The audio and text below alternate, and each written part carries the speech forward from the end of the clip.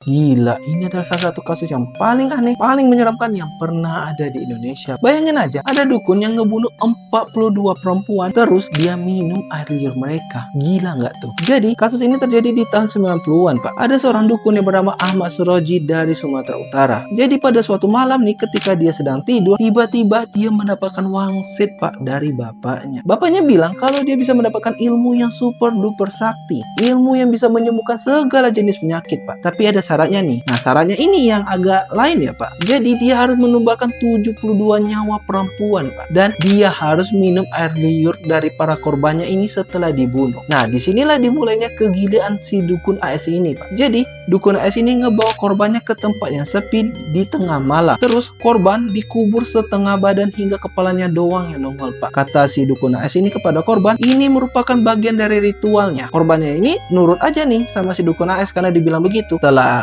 dikubur setengah badan itu, dicekeklah korban hingga tewas, Pak. Lalu setelah tewas, diminumlah air liur mereka, Pak, sama si dukun AS ini. Terus korban dikubur di tempat yang sama, Pak. Nah, hal itu dilakukan berulang kali hingga 11 tahun, Pak. Nah, pihak keluarga korban dari si dukun AS ini bukannya nggak nyariin, mereka malah sempat lapor polisi, Pak, karena anggota keluarganya yang hilang ini ya. Nah, cuman kata Pak polisi ini, mereka sangat taat aturan dengan hukum yang berlaku di Indonesia ini, Pak. Karena korban belum hilang 1 kali 24 jam, jadi mereka nggak bisa memproses kasus orang hilang dari pihak keluarga korban ini. Terus Pak polisi memberikan nasihat yang sangat bijak. Katanya mereka kan sudah dewasa ya, ntar juga mereka balik sendiri kok ke rumahnya kalau mereka udah merasa tenang gitu. Ya udah, tunggu aja. Nah, karena hal tersebutlah kasus ini nggak pernah selesai, Pak, nggak pernah ketahuan. Hingga pada tanggal 23 April 1997 ada pemuda di dusun Aman Damai ini, Pak. Dia nemuin mayat tanpa busana di ladang tebu. Ternyata tuh mayat adalah Dewi, cewek yang hilang 3 hari sebelumnya, Pak. Pak polisi langsung gercep tuh buat meriksa ke tempat tersebut. Ternyata, Pak, setelah dilakukan penyelidikan oleh Pak polisi, di sana ditemukan